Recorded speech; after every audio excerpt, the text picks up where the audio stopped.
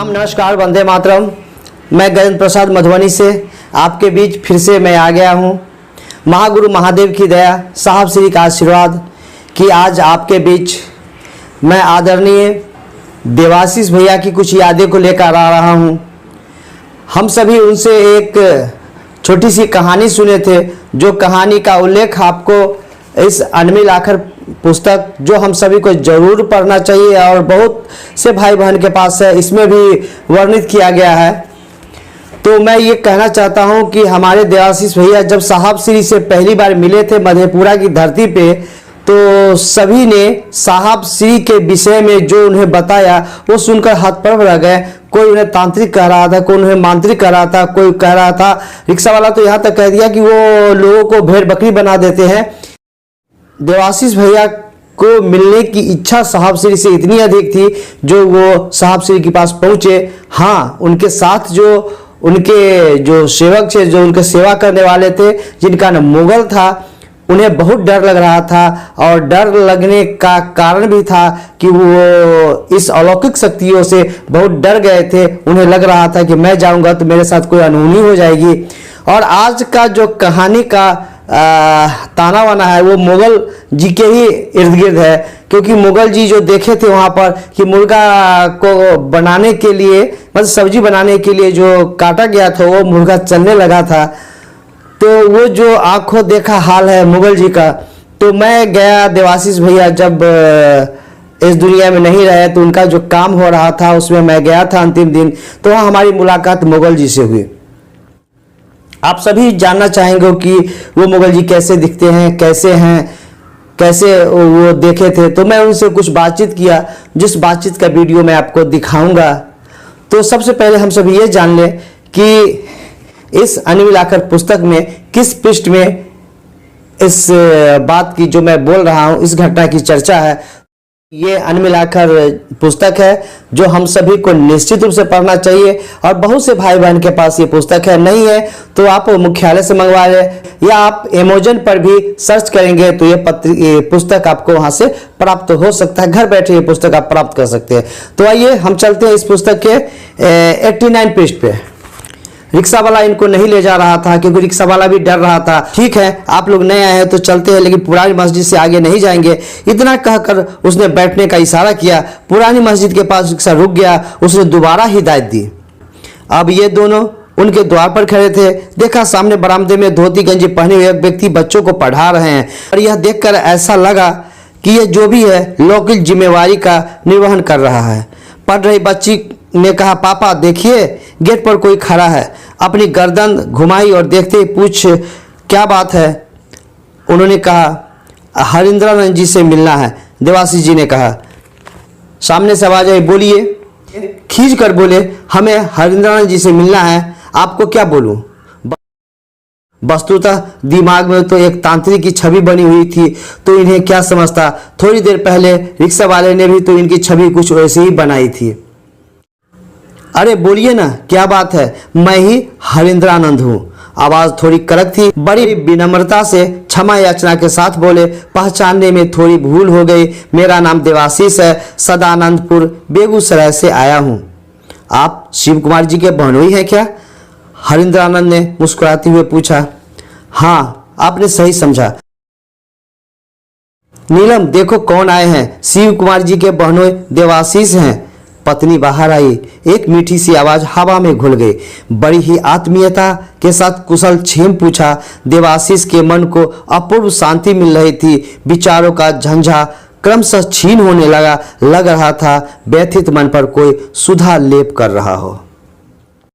कहने लगे, क्या बताऊं दीदी, मैं तो आजकल इतना परेशान हूं कि कह नहीं सकता।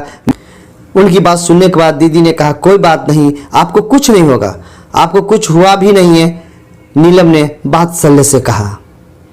नाश्ता करने के बाद हरिंद्रानंद जी ने पूछा कि देवाशीष आप घर पर आराम करेंगे या मेरे साथ ऑफिस चलेंगे? पूजा घर में कुछ आशीर्वाद आया होगा, जाकर देखिए। जाकर देखा तो वहाँ पीछे चावल पर लिखा था, देवाशीष तुम हवन कर लो। वहाँ एक बेलपत्र भी था। उन्होंने बेलपत्र को उठा लिया। पत्नी को दिन के खाने में चिकन बनवा देने को कहते हुए जीप से ऑफिस की ओर चल पड़े। बस इसी चिकन यानी मुर्गा की कहानी है। इस पूरे कहानी को जानने के लिए आपको निश्चित रूप से इस पुस्तक को पढ़ना चाहिए। बड़ी ही अच्छी कहानी है और बहुत ही प्रेरक कहानी है। जब देवाशीष भैया इस कहानी को कहते थे तो उनके चेहरे पे हंसी नहीं होती थी, लेकिन सारे उस सभा स्थल के लोग, उस बैठक के लोग हंसते हंसते लोटपोट हो जाते थे, क्योंकि हमारे देवाशीष भैया का कहने का अंदाज ही कुछ इस तरह से होता था कि सभी को उस घटना का अक्षरशः याद हो जाता था और सभी को हंसकर मुस्कुराने लगते थे। तो इसी कहानी का जो पात्र है मुगल, उससे मैं आपको अभी बात कराऊंगा, उससे आपको मैं मिलवाऊंगा। जब ऑफिस से देवाशीष भैया संध्या में घर के लिए आए, गाड़ी के रुकते ही मुगल दौड़ता हुआ देवाशीष के पास गया और कहने लगा, मालिक यहाँ से जितनी जल्दी हो सके चलिए। उस दिन रिक्शा वाला जो बोला था वह सब सही बोल रहा था। घबराए हुए मुगल को ढाढ़स देते हुए उन्होंने कहा, बताओ क्या हुआ, हम है ना, कुछ नहीं होगा। नहीं नहीं, पहले चलिए, सब रास्ते में बताएंगे, जल्दी भागिए। अपने मालिक को कह रहा, देवाशीष भैया को मुगल जी कह रहे हैं कि मालिक जल्दी भागिए यहाँ पर, क्योंकि उसने तो घटना ही कुछ ऐसा देख लिए थे। और क्या घटना था यदि आप नहीं अभी तक जाने हैं तो इस पुस्तक को पढ़िए। आइए अब आपको और इंतजार नहीं कराते हुए मुगल जी से आपका परिचय कराते हैं। और हमने उनसे जो जिज्ञासा किया, जो पूछा, उसका वीडियो मेरे पास है, जिस वीडियो को आपको दिखा रहा हूँ। चलिए देखते हैं। बोलिए। मुर्गा आपका नाम क्या हुआ? मुगल। और देवाशीष भैया के साथ आप थे? हाँ, उनके सेवा में। हाँ। तो वो एक मुर्गा वाला कहानी है, जो मुर्गा उड़ गया था, उसके विषय में बताइए। दो गो था। क्या था, कैसे देखे, मुर्गा। क्या देखे? मुर्गा वहाँ कटा। हाँ। मुड़ी यहाँ है, मुर्गा उड़ रहा है फील्ड में। अच्छा अच्छा। और करीब 1 घंटा तक उड़ते रहा। ये कहाँ की घटना है? ये मधेपुरा का, जहाँ साहब का डेरा था। तो वहाँ आप कैसे पहुँचे? हम उनका डाले के लिए। किनका? हरिंदर भैया, नीलम देवी भैया। देवाशीष भैया के साथ गए थे आप? पहले के लिए हम 2-4 बेर रस करे। हाँ। तब लाने बेला में मालिक ज्वार कर गए। मुर्गा कटा हुआ कब देखे? हाँ, ज्वार हो गए, मालिक के लेके तक। मालिक को लेके गए थे तब मुर्गा? हाँ। अच्छा अच्छा। वही बीच में हम कुछ जाइए। हाँ। 1-2 रोज रहिए। आपका घर कहाँ हुआ? पोखरिया। पोखरिया सदानंदपुर के बगल में ही है? हाँ, बगल में है। आगे। और आपका पूरा नाम क्या हुआ? मुगल यादव। मुगल यादव जी जी जी। तो अभी आप मुगल जी से मिले, यही मुगल जी हैं। बूढ़े हो गए हैं, याददाश्त थोड़ी कमज़ोर हो गई है, पूरी बात इनको याद नहीं रहती है, लेकिन ये वही मुगल जी हैं जो देवाशीष भैया के साथ साहब के पास पहुंचे थे और जिन्होंने कटा हुआ मुर्गा को दौड़ते हुए देखे थे। मरा हुआ मुर्गा जब दौड़ने लगा तो हमारा तो दिमाग सटक गया। फिर देखा मुर्गा कढ़ाई में वापस भी आ गया। आप खर्च दे दीजिए मालिक, हम घर चले जाएंगे। बहुत देर तक मुगल को समझाया, तब जाकर वह वापस आया, लेकिन उसने खाना नहीं खाया। डर से तो हालत खराब थी, तो खाना कैसे खाते। तो ये इस पुस्तक का अंश था जो मैंने आपको बताया। ये बहुत सी ऐसी बातें इसमें हैं जिस बात को हम सभी नहीं जान पाए हैं, साहब सीरीज से संबंधित बातें इस पुस्तक में हैं। तो निश्चित रूप से आप सभी इस अनमिल आखिर पुस्तक को पढ़ें।